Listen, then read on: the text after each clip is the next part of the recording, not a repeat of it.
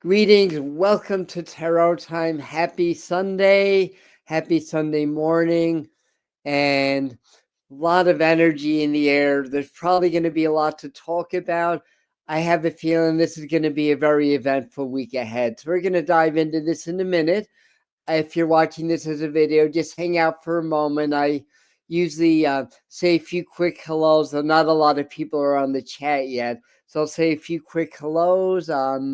Give the live people an opportunity to get their notifications, get on, and then have at it. So far we just have Laura, Millie, Yolanda, Mary's in, hello, and Lottie, welcome. All right, so who else? Okay, I don't need the sound on, right?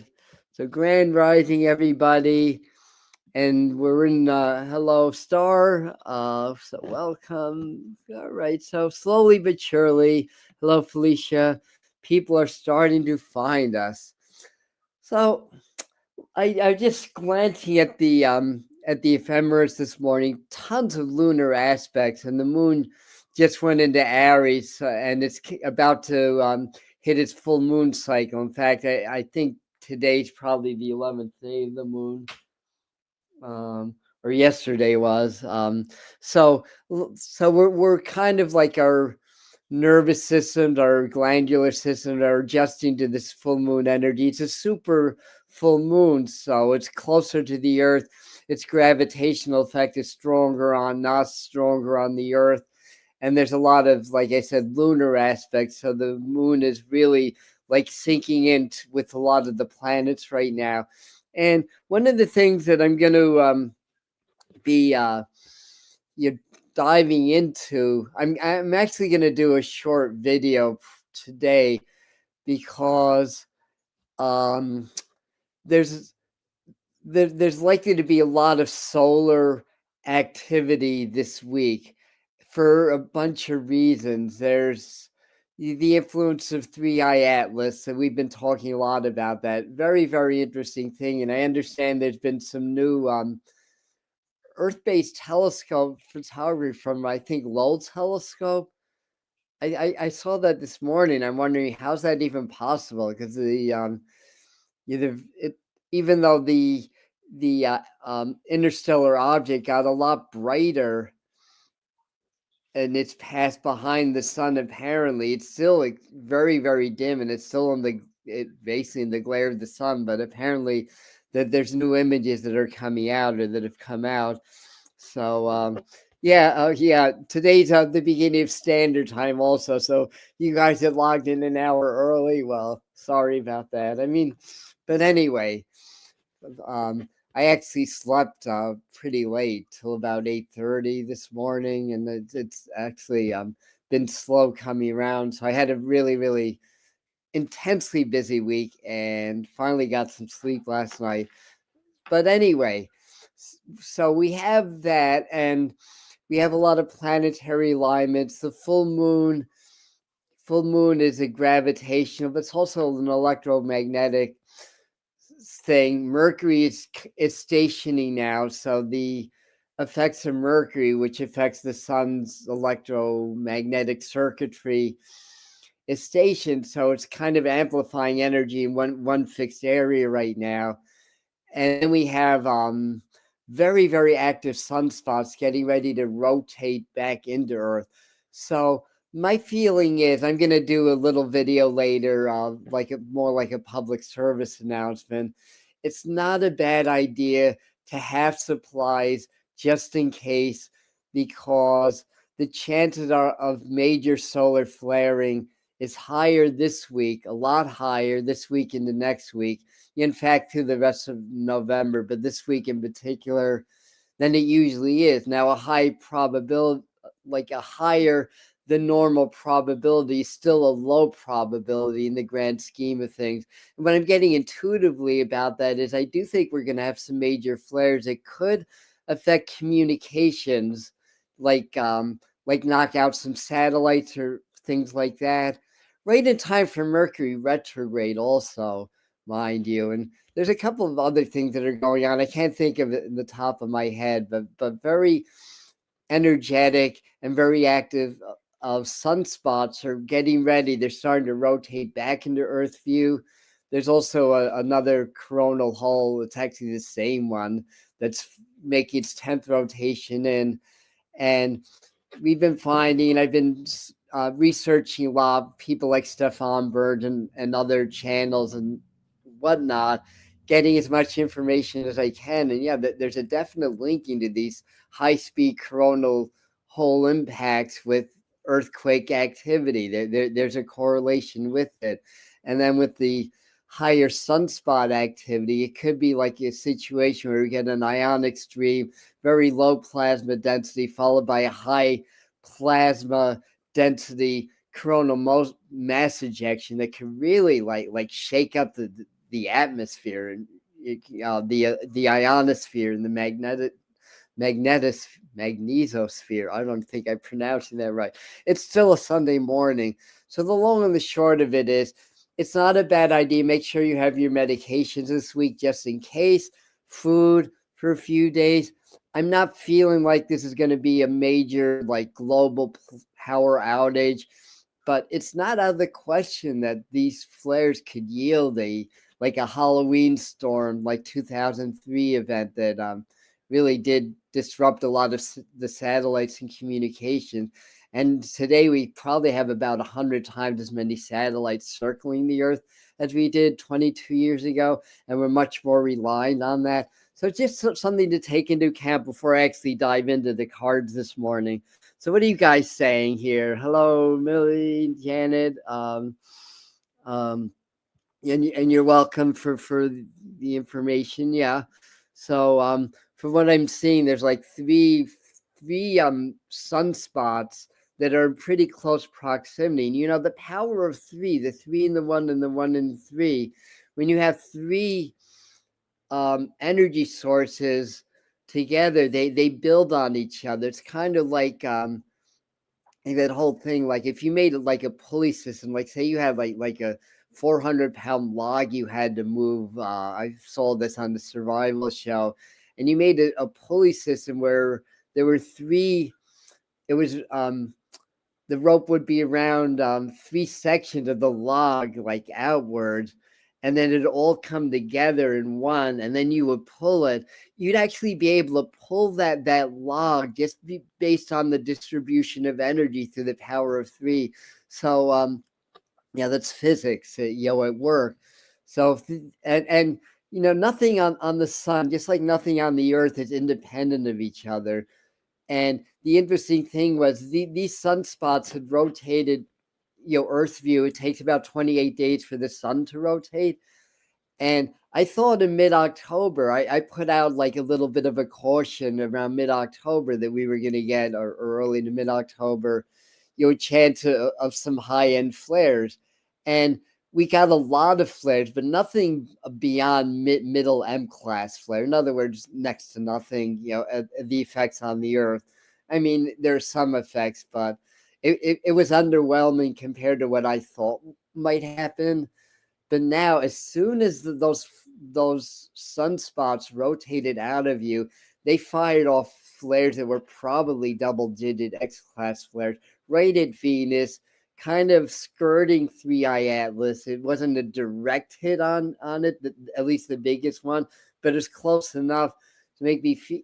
And I've been feeling all along, and even since mid-August, before much was known, when I did the remote viewing, I really felt like this object was really going to affect the sun and the Earth, and it seems to be doing that. Anyway, so we have that influence. There's 2 other comets close to the sun that one made its perigee to the Earth. The other one, I think, later November is going to do the same thing. That would be the Lemon comet. Lemon. And then there's R2 Swan that already did that. And then there's like 4 other comets in the inner solar system, which is crazy. That's probably a record number, right when 3i Atlas is coming. And then apparently the Earth has captured an asteroid and made a temporary second moon. And there's a lot of conjecture based on these lottery odds of the positioning, the 3i Atlas traveling along the elliptical plane, which that alone within 5 degrees is a 1 in 500 chance, that alone. And then you add everything else up with that.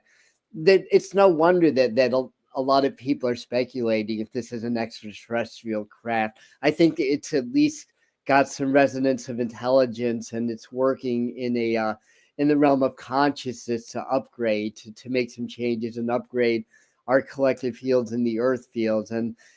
And the intelligence could be universal intelligence, or it could be interdimensional or extraterrestrial.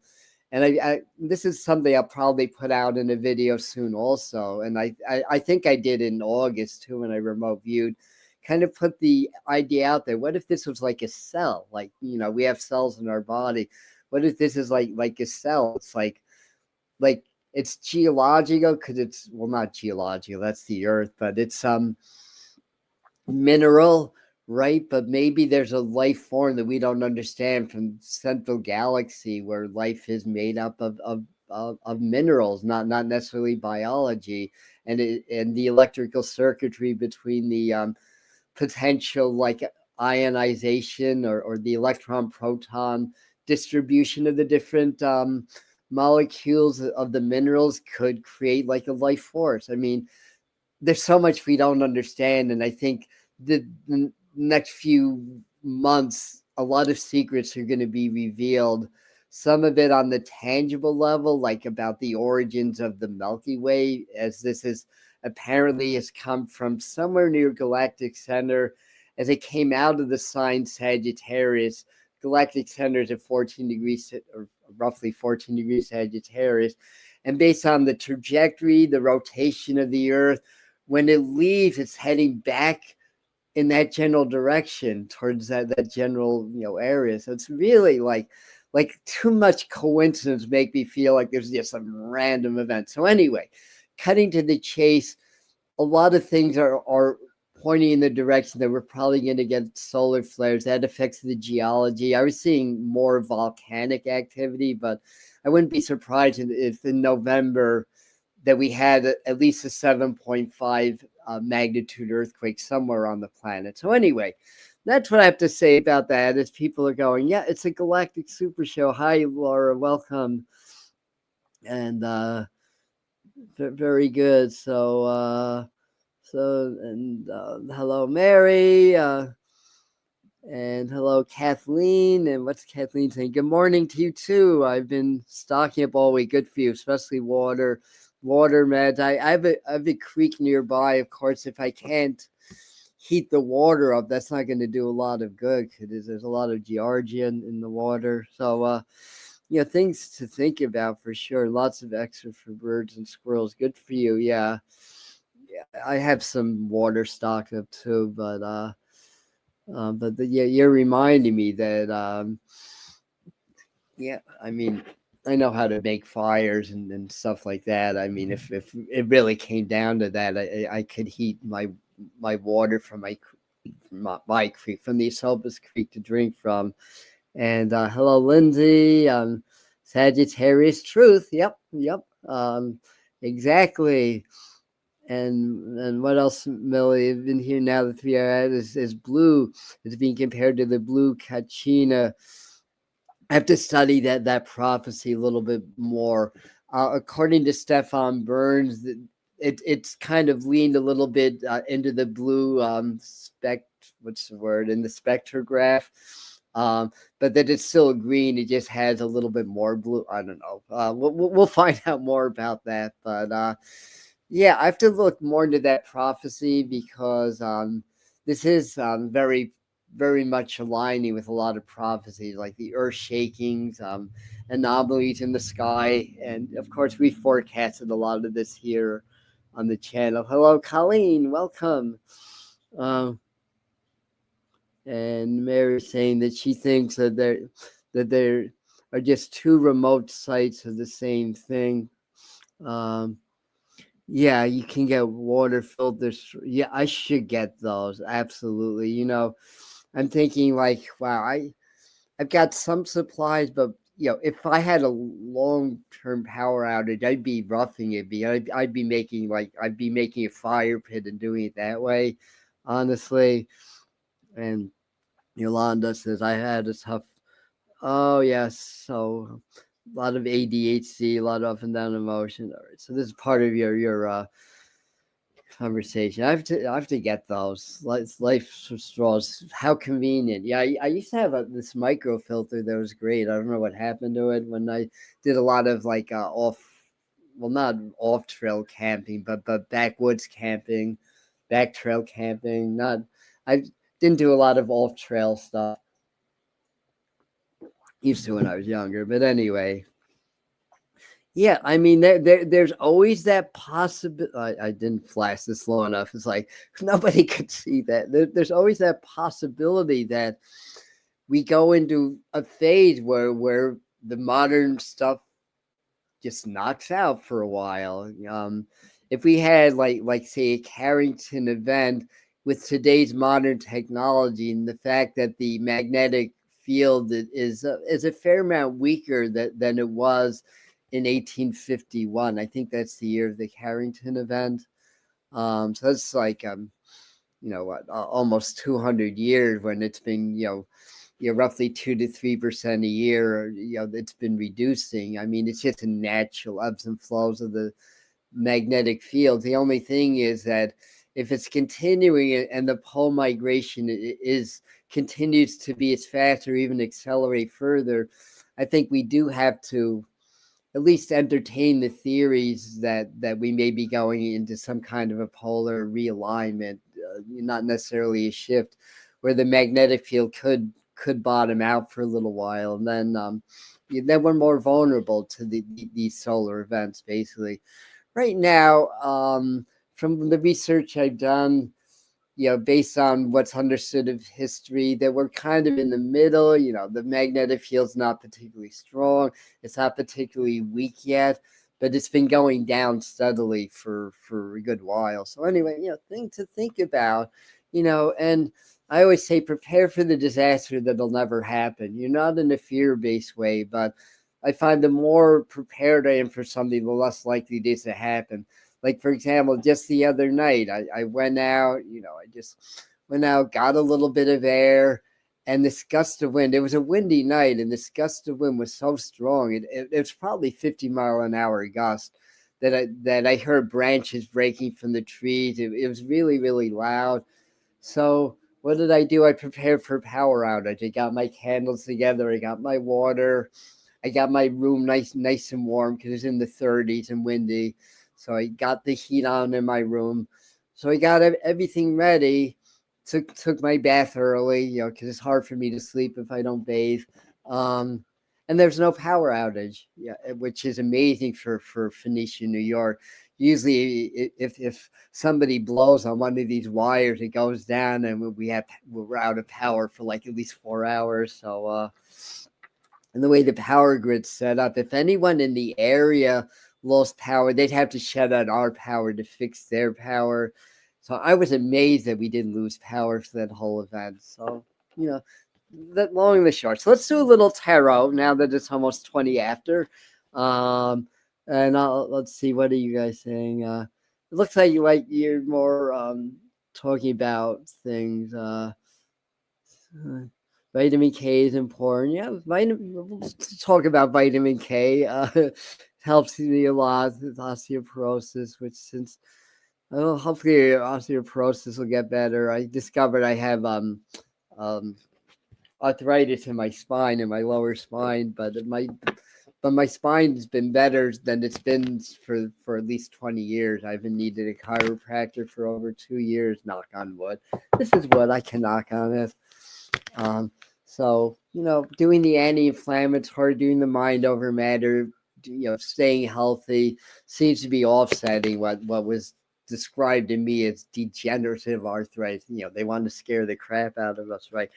Degenerative arthritis, like, well, if it's degenerative, it's like even when I tweak it, it heals itself, and it didn't do that before. I need to get the ultrasound at the chiropractor, and it would take months, and it's better. So, we can define things. Our minds are so powerful, right? And our bodies sooner or later, our bodies are going to match our emotional tendencies, because everything's related. Just like I was starting to say, how everything on the sun's related, and on the earth, it's a system where it's all connected. So if you have activity on one side of the sun, it's affecting the other side, and vice versa. So if our prevailing emotion, our baseline emotions change over time, our body's going to change also. If you think, what do emotions do? They affect our thoughts affect our emotion, they affect our hormonal balance, because every emotion is energy in motion, but that energy elicits a response in the body. It's the release of hormones, and you have a certain hormonal balance, and then that starts to subtly change. Well, guess what? Your body changes also, and you can get healthier by really working on the emotions. And the way you do that is you become the observer. Like if I get upset, instead of being that insane, angry, upset person, I'll step out of myself and observe me being that insane, emotional person, right? But then I'm not the program anymore. I'm observing it in action, and from that point, I can start to introduce change. I can introduce new ideas, new ways of responding, and then every time it happens, do the same thing, and then I start to change the programming. It becomes a new habit. This is what Joe Dispenza teaches also. It becomes a new habit, and after a while, it becomes a new program, and then the body changes, your health changes. So my theory is that I felt very vulnerable my whole life, and I've done a lot of shadow integration work to try to clear that. And I think what does our spine do, especially the lower spine? That's our support for our torso, right?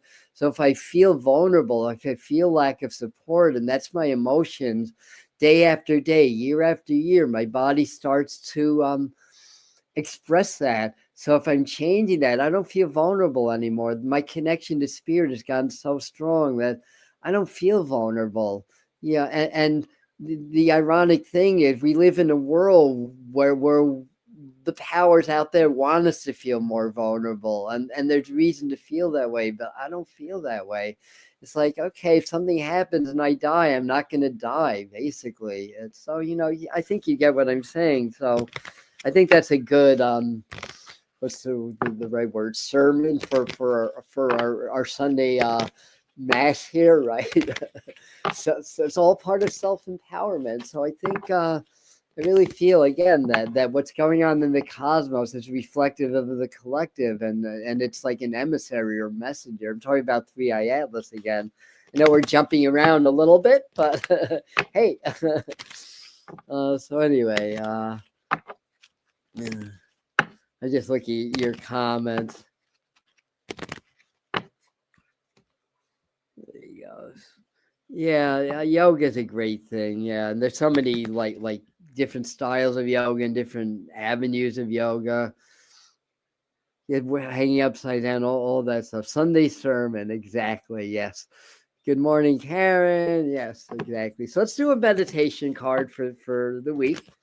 Then we'll do a 3-card spread, dive into a few things. And yeah, I like to mention this in the beginning, but I didn't. So anyway, for those that are watching it a video, if you made it this far, we're going to do a little process at the end. I do a little bit of energy channeling through the master teachers, and as I lead the process and you're present in it, that they're able to work with your energy to enhance and increase your energetic flows for healing.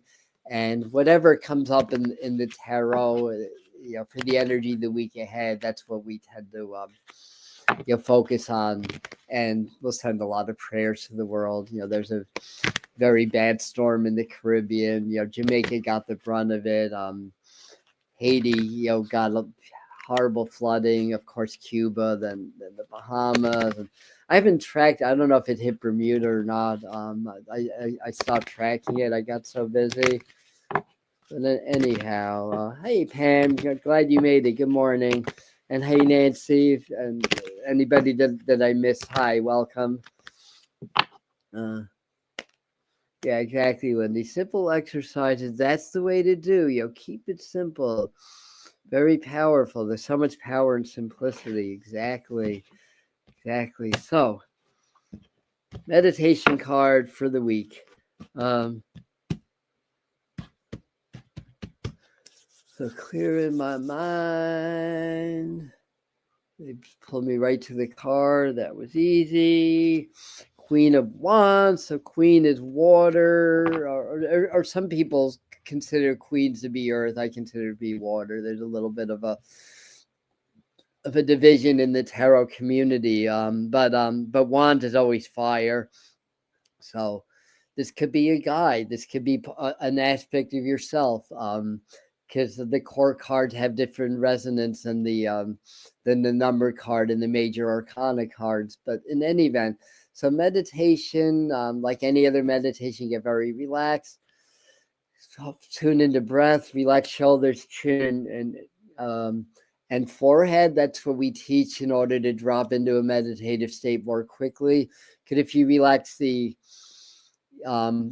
principal tension points of the body, at least for most people, shoulders, chin, and forehead. The rest of the body lets go also, and then you can just send a nice wave of relaxation. Do a little bit of long, deep breathing, inhaling love, exhaling, releasing any stuck energy, getting very relaxed, gauging how you feel, and then in that moment in your mind, step into the card and gauge how you feel when you step into the card. Step into your physical reality, into this energetic realm of the tarot card. And then you may get images, colors, messages, and this is just the doorway. So there's a whole new world, a whole new reality, a panoramic scene for you to just check out. Maybe this is your guide that's going to give you some messages, give you some guidance. And yeah, with the Queen of Wands, this is about really, the message is probably going to be along the very, very general theme of balancing your feelings, emotions, and intuition with action, because Queen is water or earth, which is more about the divine feminine, more about what we're feeling, what we're intuiting, what we're getting from spirit, where Wands is fire, that's the action. So this is a time where everything's changing. We had a little bit of a respite before Halloween. The energy really ramped up again. I think it's going to be a highly energetic week. We'll see how that reflects in the cards. And you may get messages of how to really handle what you're feeling and what you're seeing in the world into some kind of positive action, affirmative action. And we want to be, in our heart-centered emotions. Otherwise, our actions in the world are based on our fear or anger, what's going on out there. And as I know, trust me, there's a lot to be, I don't want to say a lot to be fearful of, but a lot to be upset and angry about, what's going on in the world and everything. And if we're in that realm, it's like, I've got to do this, I've got to do that. Well, you're kind of feeding that energy. Your actions are more likely to feed the problem than the solution. But if you go into the heart, the place of everlasting love, as spirit, and then you get inspired to act in a certain way, then that's coming from the source of the solution. So anyway, that'd be sermon number 2 of the morning. All right, let's get out of my soapbox. No, I'm not a preacher, although you may not know that. I'm thinking of for the musical people that like prog rock, I'm thinking about that song by Yes, the teacher and the preacher. Although it's part of a longer song. You and I think it's called, from Close to the Edge, which is arguably their best album, one of the best prog rock albums ever written. Close to the edge, down by water. Anyway, so that's the meditation cards. Let's do a 3 card. So let me just peek in on yours. Wow, you guys are having an amazing conversation. But every time I see Dolores Cannon's name pop up, I've got to flash that. It's all about the QHHT healing hypnosis therapy. Am I describing that at all? Because I don't know that. And I have a program called Power Attunement, and I have specific exercises. I made that up in 2012, 2013, based on what I learned from various teachers, as well as what I picked up through spirit in my own practice. And I had a friend that she would stay with me. She lived half of the time with me, half the times elsewhere. And I started to teach her that, and she looked at me and said, "That's NLP, neuro linguistic programs." And no, it's not. It's power attunement. But apparently, like what I was doing was very akin to what you're taught in NLP work also. And it's like, I've never I've never taken a course in my life in an NLP, but point being, it's all interconnected. What works by any other name, right? So anyhow, but by the way, that program is for sale. It's, I think, I mean, myself and others choose the market. I think we have it on sale for $33 now. It might be $55. I'm sorry, I don't remember, but it's like a 2.5 hour long program. I think it's well worth the money. Called Power Attunements. Anyhow, let's do a 3-card spread, and I think we have a full moon coming up. That's noteworthy. It's a super moon, so its effects are stronger in collective consciousness as well as on the earth because it's a higher gravitational force. It's also higher electromagnetic. The new moon, intuited really, really interesting because I believe Mercury is going to be in its inferior conjunction because Mercury's retrograde. So in a conjunct, it's in front of the sun. There'll be a new moon also in front of the sun. I think Uranus is going to be on the other side of the sun. So we're going to have a big alignment. And yes, 3i Atlas and its electromagnetic signature and its effect on the sun, the earth, and the circuitry of the solar system, inner solar system, will be very, very much in effect. And those big sunspots will be starting to exit, but new ones may be forming. Yeah, that's around the 20th. 20th, I think, when the new moon is. So anyhow, moving right along. So we want to go into our 3-card spread. I'm seeing doctors in my mind. Maybe this is a big week for healing for a lot of us. Maybe it's Spirit's way of giving me imagery to say, let's work on our collective healing. So we may do a big healing transmission near the end. So let me clear my mind. Drink some more tea.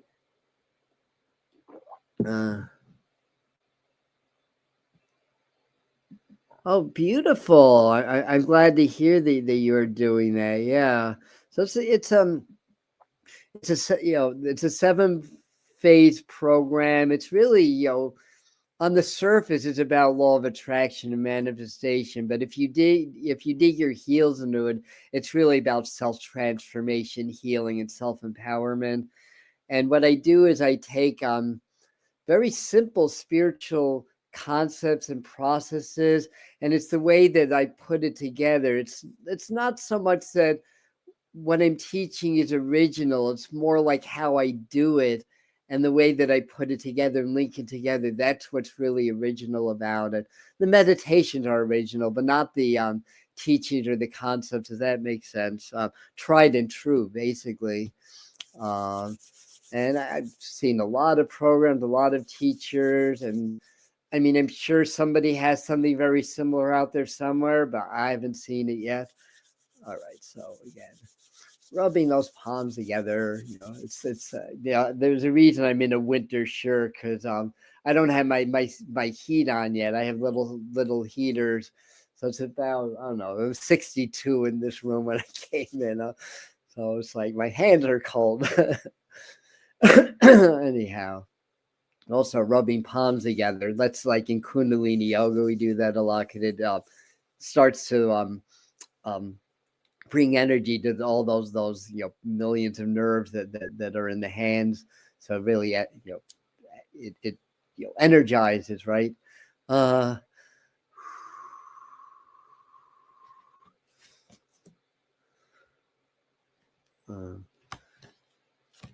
right. All right. So we got our cards.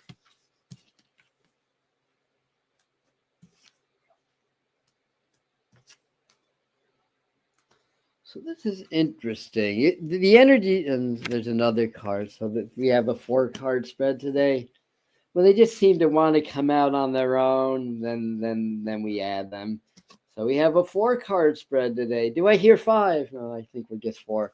So in order, in StreamYard it's opposite land, but the order that I'm seeing: 6 of Pentacles reverse, 6 of Wands reverse, 6 energy, Venus energy, the Death card reversed, and then the 9 of Wands forward.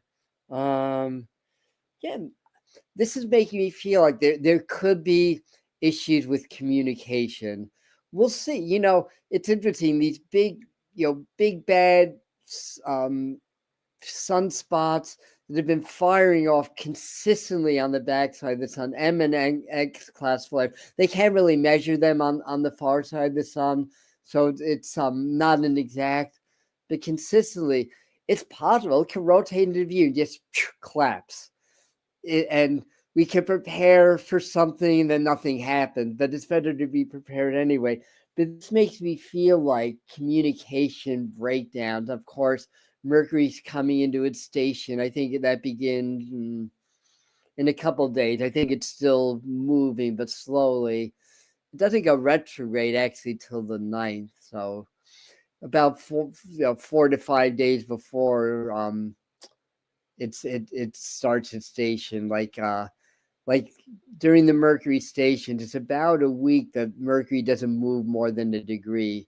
And the planet of movement, the fastest mover in the solar system that has a electromagnetic influence on the sun, it's research is suggesting that it's really part of the sun's electromagnetic circuitry because it's so close. And it actually has an ionosphere, even though it has such a thin atmosphere. I believe. If I'm mistaken, I apologize. I should go back to my research and double check that. But the point being is that when it stops and it's the planet of movement, but it's not moving, that creates an effect. And there's several reasons why Mercury retrograde is a thing. Part of it's our collective belief system. Like 50 years ago, before people knew about it, I don't think Mercury retrograde was as powerful as it is today because we all believe in it. So that affects it.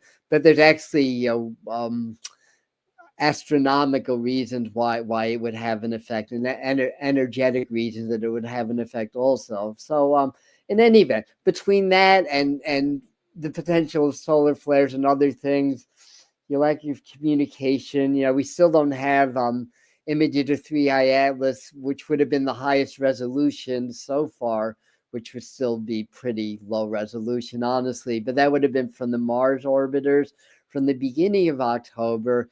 And of course, the government's been in shutdown.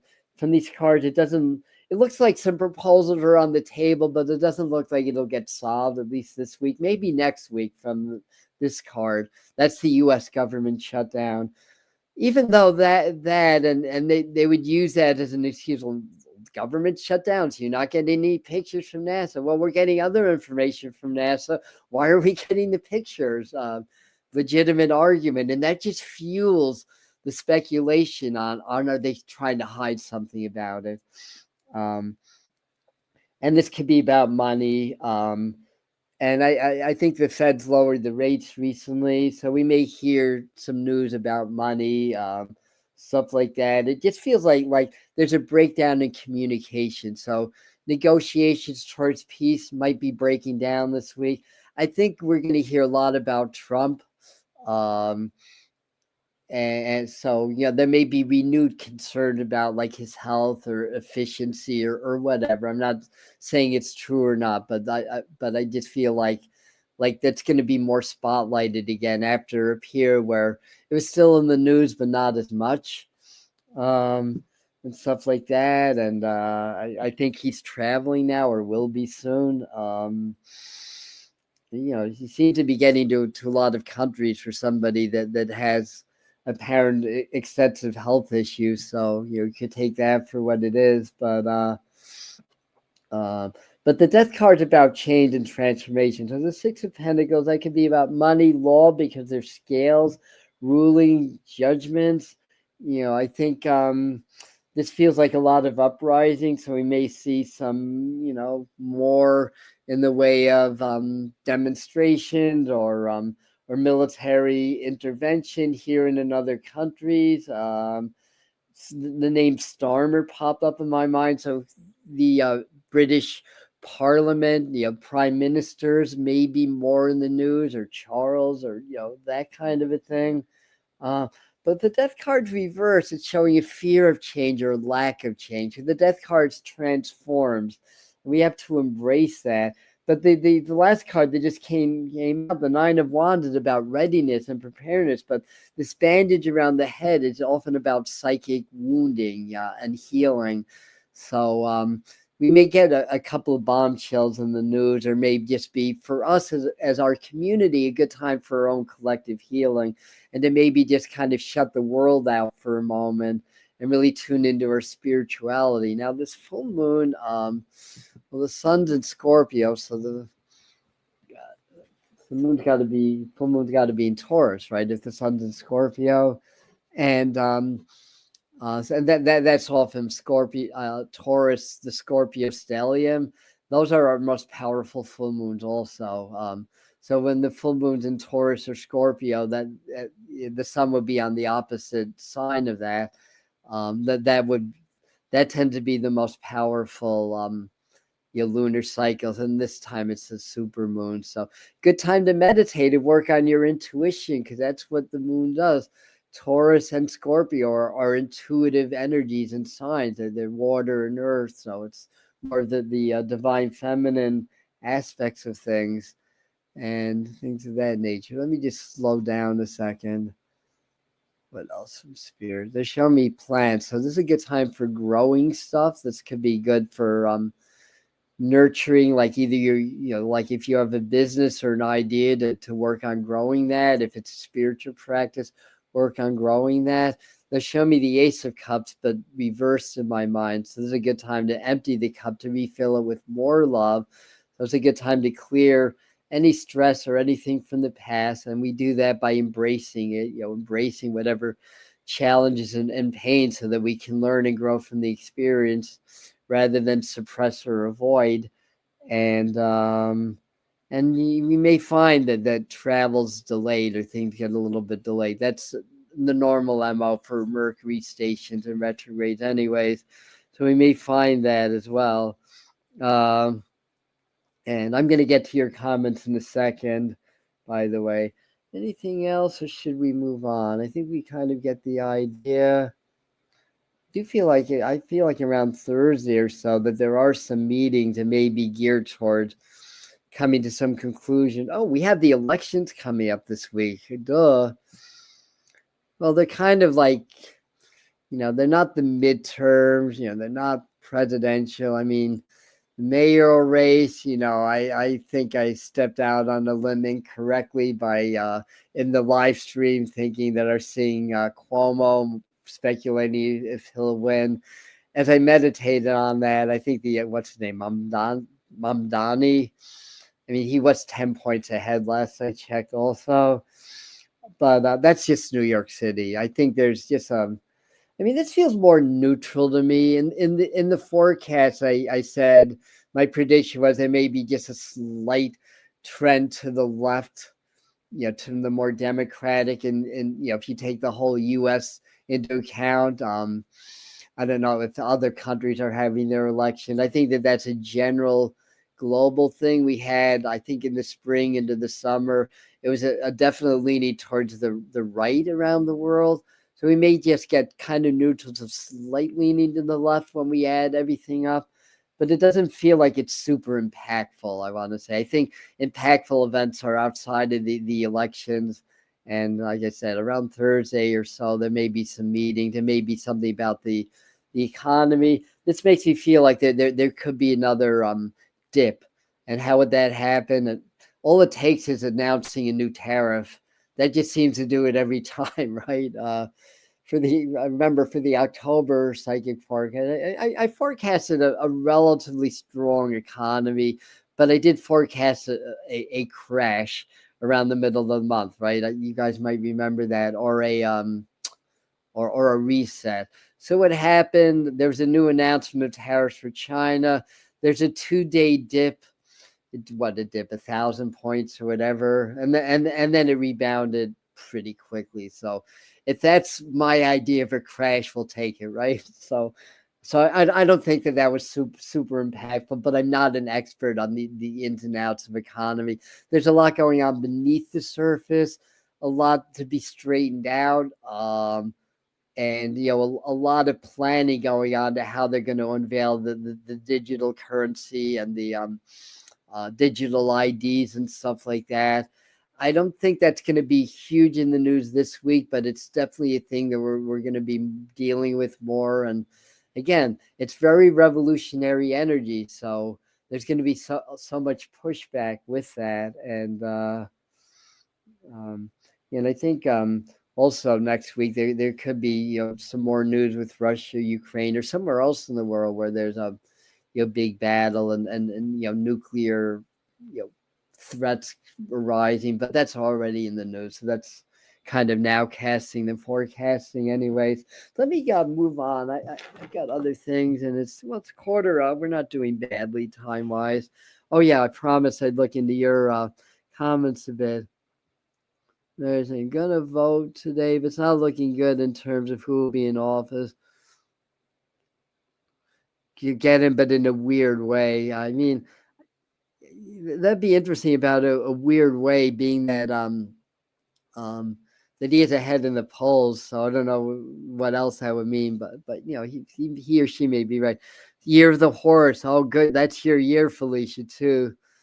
Earth playing early M. I'm helped transport the horses here. There are 4 horses. This is 4 horses of the apocalypse. Yeah, and this is the end times or the storm, whatever you want to call it, but we shouldn't be afraid of that, because the end times is the end of a system of world rulership that over 90% of the people suffer from. Yeah, let's end that, right? That's my feeling. I mean, change isn't easy, and we have to adapt to it. So I don't know that I'm not looking forward to. But anyway, so you're gonna go today. He's completely sleazy and bought off. The other guy is a blank slate, and New York City's anti-establishment right now. Yeah, it's like Cuomo is like he was basically removed from office, like he had to resign based on corruption, right? It's like, hello, we have, in the New York mayor race, somebody who's socialist, which shouldn't be like a right like reason to put him in front of a firing squad. It's just an ideology that he believed. He's running as a Democrat versus somebody who was shamed out of the office of the governor of New York State based on corruption. In a country, and this isn't me bashing Trump or supporting Trump, it just is, this is what is, in a country where a person, right or wrong, is convicted of 34 separate felonies, has close linking and ties to child trafficking and child pornography, and somehow that's okay, to have these officials that are known, or alleged, I should say alleged, right? Let's be correct about that, that are alleged and convicted in some cases of corruption running the country. It's like they're telling us, they're showing us that our system of rule is corrupt. And they're demonstrating that, basically. Now, I know a lot of people here on the Medium channel support Trump, and I'm bipartisan. I wouldn't call myself neutral. There's definitely things that I don't like about what's going on in the world and the country, but there's ideologies that I would support, I would say, which would be to those ideologies would be like, let's expose the corruption. Whether it's the ruler themselves being the corrupt ones, exposing themselves or exposing the other side or whatever. but the idea is, let's really become aware, become more personally aware, socially aware, politically aware. And there's a reason. It's like, why is this happening? And the only conclusion that I can draw is that there's higher powers that are orchestrating it and that are programming the masses. And it's like a normal, like a new normal that 20, 30 years ago. And granted, JFK had a line of corruption and the Bushes. I mean, it's not a new thing by any means. So it's not fair to single out Trump and this administration based on that. But the things that are going on now would be unthinkable, in the past. My parents were very liberal Democrats. They were very into politics and whatever. It was such a different time, and we couldn't back then even imagine like a situation where people that have been known to be linked with high-end corruption publicly are leading a city, one of the biggest, most influential cities on the planet, leading a country, and in other areas also. You could look at other countries, England, France, other areas, and draw the same conclusion. So anyway, that's what I have to say about that. So, hi, Michael. Welcome, and thanks for adding. As far as Mamdani is concerned, the wealthy business owners will never let their wealth dissipate. They will simply leave New York City, and their economy will ultimately go bust. I think that's a fair assessment, and thanks for sharing that with us.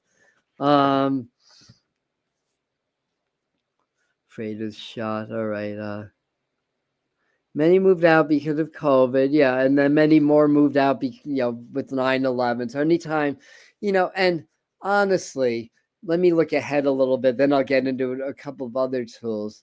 The way society's going, I mean, it's forced division. People are awakening. Other forces are trying to prevent the awakening. It's creating this rubber band that's stretching and stretching till it snaps, and people really start to have to think about over the next few years, how do you want to live your life? As more pressures come in, to you get your digital ID, before to get your COVID vaccines, right or wrong, it was still very, very much pressured. And we're really through the social conditioning, the programming, through the media, through entertainment, through politics and whatnot. We're really being programmed on how to think and how to see the world. And it's really not until you really learn how to go into your heart, go into meditation, be able to see not from your ego, from the perspective of your higher self, which requires meditation. That's then you see past the programming. If you're in it, you don't see past it. And I can cite plenty of personal examples in my life that validate that. So this is really, what we need to do is to kind of step out, go more into our hearts, and not to buy into this, but really start to align more with spirit or source. But for what we're seeing, to get back to the point, is are we going to need to step out of society? Do we need to start to think about sustainable communities and kind of stepping out while the end times are happening, while the storm is raging, until we can rebuild our society on a stronger foundation? And this definitely would be the direction that things are heading. And yet more people are awakening, and myself and people like me are working hard to help raise the collective. But so far, it's not enough. It's still moving forward in that more negative, oppressive direction, and more with the AI and the surveillance and 1984-esque activity and all of that. Big Brother is going to be watching more and more. And I think this is really time to really start thinking about that. And if we do get a disruptive solar flare, a coronal mass ejection in the next week or two, it's going to really get people to think, like, what would I do if I can't rely on what I've been relying on? I look outside my window. There's flimsy wires that are hanging on poles that look like they're starting to splinter. They're so old. it's like it does not take a lot to wipe out our power grid, not to bring any panic or fear, just realization. Now, the other side of that is we have higher benevolent beings that are helping us, extraterrestrials, spiritual beings that don't want to see, the society crumble to the point where we have to start over again. But if it's in the best interest of our human evolution, then there's going to be a period where these conveniences won't be around anymore. I don't think it's going to be the worst case scenario where it's years of no electricity and we're having to learn how to live more primally again. But to me, it feels like more like the day the Earth stood still kind of scenario that may be playing out. A temporary break in these conveniences just to wake people up and to let people know, hey, we live in a very tentative, tenuous, and temporary existence right now in this modern society. And it's all related, it's all being powered by satellites. You go out in the night sky, within an hour after sunset, and it's just like the sky, it's just, there's so many freaking satellites.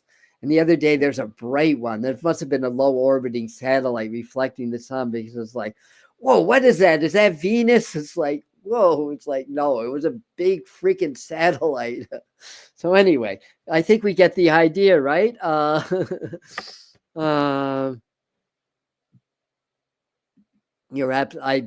think you're absolutely right, Michael, and it may even happen this month or December. And then Mary saying, I'm missing some of your conversation. Socialism at work, nowhere in the world. The only thing that should be socialized is medicine, and it's not in this country, right? But anyway, I think part of that is that whatever back in the day, this is in the 70s and 80s, it's just part of my awakening. I studied a little bit of socialism, like the Communist Manifesto and whatever. Nobody's practicing socialism the way it was idealistically portrayed. So collared weird, right?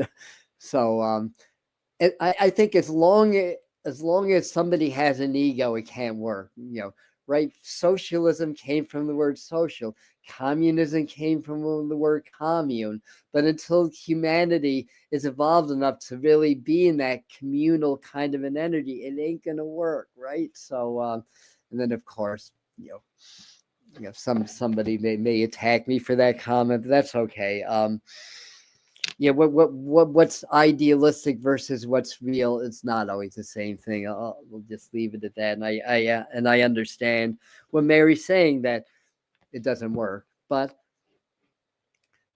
perhaps there's some philosophies interwoven into these systems of rule that can be integrated into a fair system that may be more democratic in nature, right? So that's the point I'm trying to make. Hello, Josh. Sending you a lot of love and light to you also, and thanks for saying hi. So this is a Native American tarot. So it's about an hour in. So I'm gonna do one or two more, then we'll do a little process now. We got a lot of information out. This is Shaman. This is 5. This is equivalent to the Hierophant in the regular tarot. It's Taurus energy. We have a full moon in Taurus. And this is really sort of validating. This is really a time for us not to buy into all the stress, but to go into the heart and really maybe contemplate, what do we need to heal in our lives? What needs healing in our lives? What needs healing in the world? And to go within. They're showing me the image of a bear, which is very appropriate. It's a Native American symbol for the autumn, or the season that we're in the Northern Hemisphere. It's a symbol of reflection, of intervention, because the bear goes into the cave womb of Mother Earth, right? So the bear hibernates, goes into the cave, into the womb, to digest the lessons of the year, to contemplate, to introspect on things. in order to be reborn in the spring, having digesting the lessons of the past in order to create new outcomes moving forward next spring. So I think that that's part of the message because Spirit showed me the bear. So anyhow, Josh Universe, there have been beams in the sky, or beams? Are you saying, Felicia? Beams in the sky in my front yard for 2 nights now. Friday night, I asked them to download what I need to know as I was trying to talk to them, and they sent me 4. Oh, yeah. So, and there's a lot of symbolism that this is the apocalypse, if you want to call it, but it's the end, and then there's a rebirth, right? So it's just the cycles of nature playing out. I think there's significance with the 4 being. I feel like Spirit is saying this is the 4th cycle of modern human. Like we get very advanced. The last one would have been Atlantis, so we get very, or Lemuria. We get very advanced, but we're not evolved enough to hold that power. And then it gets misused, and then we have to cycle back down and then start the cycle over again. But we had the experience in the collective of the past 3 cycles that we only reached a certain level and then we came down. So we may have an opportunity.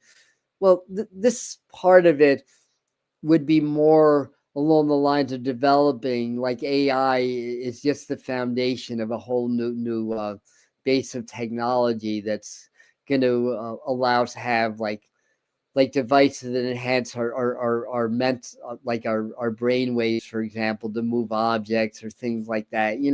All kinds of things that are science fiction now. I think 1,000 years from now is where that ultimate test comes. That'll determine if we have to go through 5th cycle, if we're gonna, as humanity, go on. Trust me, 1,000 years goes fast. It really does. So anyway, let me do the also, since I talked about bears, let me do some medicine cards also. So this is the totem animals of the week, just based on animals that exist in the Americas. So it's Native American. So we're not going to get a tiger, for example. But we did get an alligator. So alligators have they're tough and strong on the outside, but they're soft on the inside, right? That's one of the things about alligator medicine. But I forgot what their description is. This is key 50, so 5 is change. Maybe something to do with boundaries, even sensitivity. But let me just peek in the book for a second. Integration, that's a good idea. So integrating. So alligator, let me drop my judgments, accept life with grace, so that forlorn care and worry will vanish from my face. Let me integrate each moment, digesting life with ease, counting all my experiences as equal opportunities. I love their little poems here. So again, it's along the theme of the bear, like digesting the lessons. So this time to really kind of set back, digest, and integrate things. So I think that that's what they're trying to tell us through that. So it's very charged energy, and we're we're right in the energy. The full moon now, it peaks on what is it, Wednesday morning? Is it? So a few days away, and we're Sunday. Yeah, so we're in we're past the 11th day. So we're in that energy. So for the next couple of days, just let's let things integrate, because there's new knowledge, new information that's coming into the collective fields now. And last but not least, let's do the frequency of the week.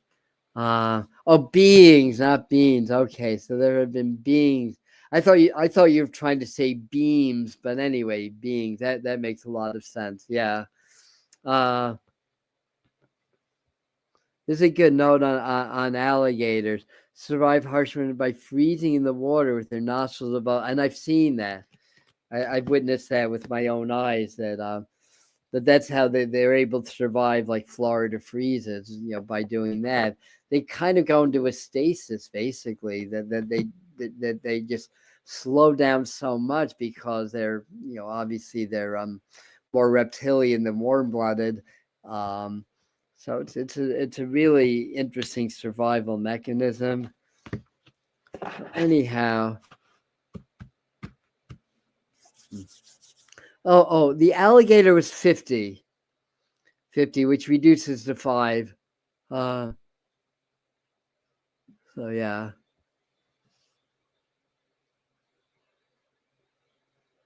Yeah, I'm kind of in my mind planning a trip to like New Mexico, Arizona, of course, Sedona, of course. And we got Cosmic Flower, key 18 for the Sacred Geometry card. I like that Cosmic Flower. Let it grow, let it blossom, let it flow, right?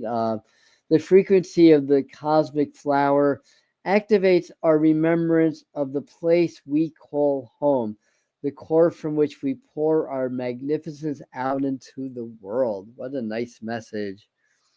Cosmic Flower. Yeah. I'm just looking at your comments for a second. 16 of us went to teen on Broadway for my 60th. Well, so we're about the same age, Colleen, right? I guess I'm a couple of years older, but close to the same age. It was out of this world. COVID shut down us a few weeks later. At least you got to see the show, right? And what's the people like in Arizona? It's been a while since I visited there, but the people that I encounter are very nice in Arizona. 18 Cosmic Flower. Thanks for sharing that information with us too. Thank you very much. And 3366. No, it's not weird at all, Josh. It's your spirit doesn't call for that. Some people might find it too commercial or overdone, right? The only time I was in Sedona was in the late 1980s, and I remember just passing through and thinking like, I love the energy here, and I love the way the rocks look. That's all I got from Sedona when I was there in the 1980s. Hello from Montreal. Welcome, Mathieu. Mathieu. Am I pronouncing that right? I'm happy that you're here also. Yeah, my French is very weak, and I studied French, in high school too. All right. I think it's time to do transmission, right? We've been on over an hour. It's a nice day for November here in the Catskill Mountains of New York. I'm going to actually shoot a video, which I want to get out just to give people a heads up that this could be a very active week, with the solar flares, the sunspots rotating back, and the influence of 3i Atlas, the full moon, the other comets, and other planetary alignments. And all these things, all these alignments affect the circuitry of the sun because everything's connected, right? So the sun's not separate from us. The far side of the sun's not separate from the near side. The planets aren't separate, and everything has an electromagnetic signature. Electromagnetism is what, like 30 times?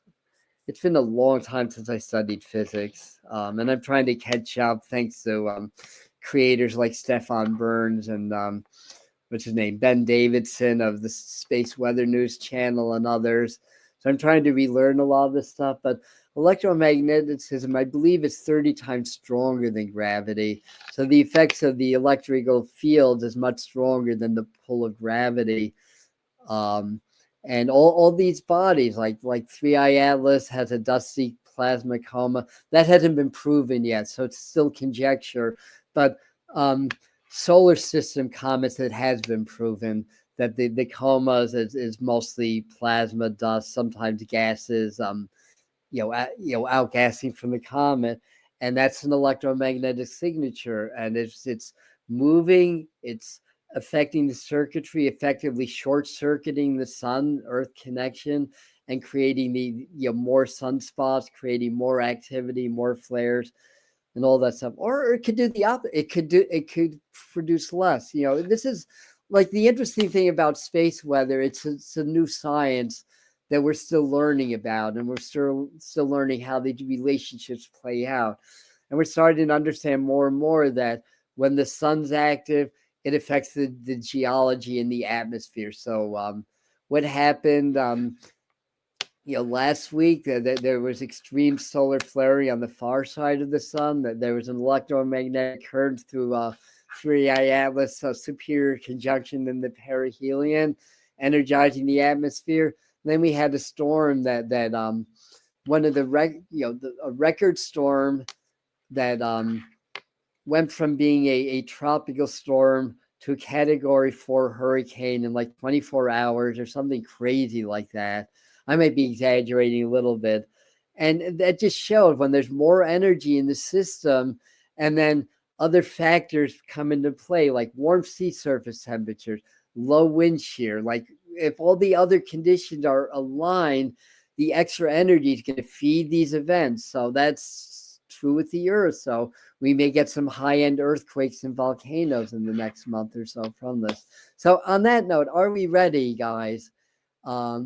I think if I can get my act together, tomorrow night I'll do the 5 things we need to know about the full moon. Tuesday night at 8 p.m. This will be after Let's Spirit Guide, after Laura does her readings on. We may overlap a little bit, but at 7 o'clock Eastern Standard Time, Laura from Let's Spirit Guide does her readings, and she's very good, so I highly recommend it. And then at 8 o'clock, we'll do our full moon transmission. And then Jared of Who The Channel is probably doing his Fire Homa that evening also. So Tuesdays, there's going to be a lot going on in our YouTube, our extended YouTube community here. Anyway, let's get nice and relaxed. And I work with the master teachers. That's just a name I give these entities or beings. They're part of my collective consciousness. They're part of what is. So I demystify things a little bit also. The name I give, it's only because Susie Mazzoli, who I first developed the connection with these beings, that's what she called them also. So that's why I call them the master teachers. And as I lead the process, they work with me. They energize my fields as I'm leading the process, and if you're present in it, they're able to work with your higher self and your guides to energize your fields also for your ascension and elevation. So let's do that, and I'll do a little bit of toning or light language or both as part of it. So just get nice and relaxed. Yes, dear ones, we wish to work with you on core healing at this time, to heal the core of your being, the core of your energetic being, the core of your physical life, the core of the earth, the core of the cosmos, the core of the collective. Because when you affect the center and the core, you affect the whole body. This is why when you affect your heart and raise the frequency to the heart, which is the core energy of your being, it affects your whole body, your whole energy field, your mind, your emotion, and it affects what you create and what you interact with outside of your body, outside of your physical life. So let us go back into the core and just imagine as you're relaxing, as we raise the frequencies, that you are now in the womb. You're in the cave of Mother Earth, the earth womb of Mother Earth. Only this womb, this cave is at the center of the earth, in that molten iron magnetic core, but it is cool. It is not burning you. It is very warm, comfortable. Yes, a little bit toasty, ha ha ha. But imagine you're in the safety of the womb of Mother Earth. The Earth's not going nowhere. Humans are not going to destroy the Earth. The Earth is a self-regulating being that counterbalances the activity of her children in a perfect and miraculous way, we may add. And you are fortunate beings to be experiencing a life on such a beautiful world. So be grateful. And when you're grateful, you open the heart and you step into the core of your being just by being grateful. For when you're grateful, it's because you received something in the universe, that which created the earth is the ultimate giver. So just by feeling grateful, you step in to the limb of the Creator and you step closer to us. And we are of the Creator, as are you. So we are the same. You are us and we are you. Nobody, interdimensional or otherwise, is better than anybody else, because we still all come from the same source, the same being, the same light. We are with you, opening up the book of knowledge, the book of transcendence, of freedom, of free will, of love. So we are raising the frequencies. What this basically means is we are assisting in increasing the wavelength of the energies flowing through and around you and increasing the velocities of those frequencies. This helps you to heal. This helps you to clear. This energizes your physical cells, bodies, molecules, in order to allow more chi prana to flow. And the more energy that flows, the more that clears, the more that heals, the more that energizes. And the closer you get to the ultimate source of all energy, prana and chi. Yes, you can call that God or the Holy Spirit or chi or prana or life. So relax and breathe and set the intention to heal your core and work with Mother Earth and the core of the collective, and we will assist.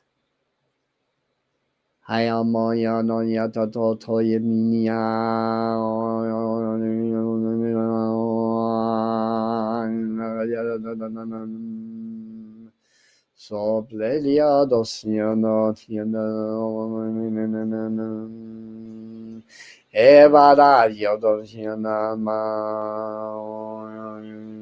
Edada yodosiana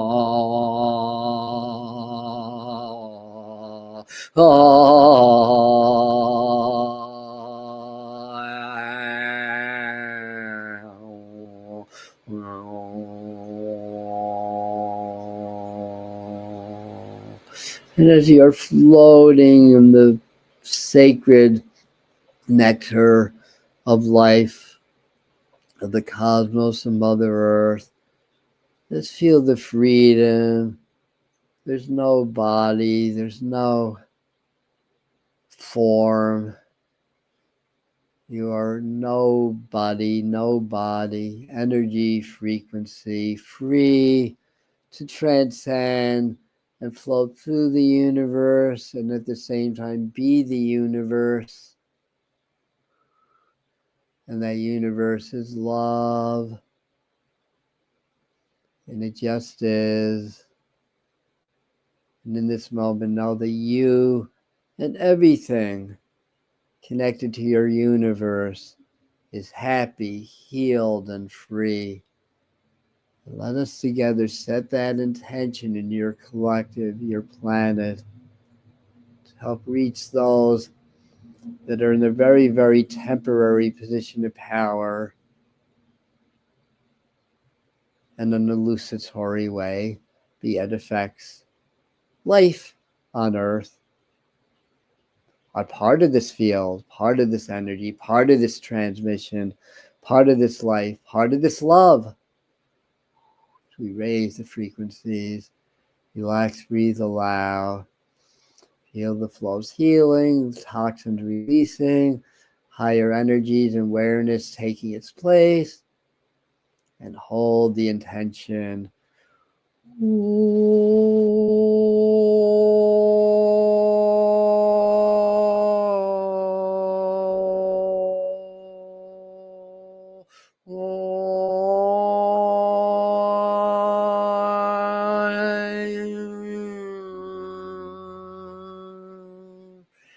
Hold the attention in the now. Yaso Wahame Yado Tosiabato Kyato Wahunia Hero Yaha Sisha Mahyano Hyoa Yana no no no no no Kyato Yado Kyato You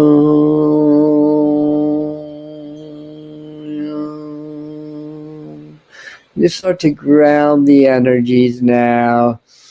Start to reconnect. Feel your body. Feel your breath again. Feel your roots extending from your root, which extend from the cosmos through your crown. Magnify through the heart, down through your center line, through your root, deep into the earth, sending all the love and healing of the cosmos and the radiance of light and love of spirit deep into Mother Earth as you ground and center, deepening your breath, imagining at the base of your auric egg, your luminous egg around your physical body. Just feel an opening or a tailpipe opens, lets any excess energy through out of your systems back into the earth, so you don't hold on to any static and you can stay very calm and relaxed. Deepen your breathing. When you're ready, open your eyes. And infinite gratitude for all of you for doing this transmission at this time. Thank you so much. That was beautiful. It just as, being the channel and stepping out and just watching this unfold, it's like, wow, that was great, and I really felt that. So thanks, everybody. You have my heartfelt gratitude. Love this community. So yeah, we'll probably, if I can get it together in time, I hope to be able to. I'll be on tomorrow, 7 Eastern Standard Time, to do the 5 things to know about the upcoming full moon. The transmission Tuesday at 8 p.m. and there'll be a couple of videos. I'm cooking up a new 3-eye atlas video, and I want to get a video out today also, just as a heads up about the incoming potential space weather and what effects it might have and how to get ready. So anyway, love you. Ending for now. We'll see you at the next video. Be well all.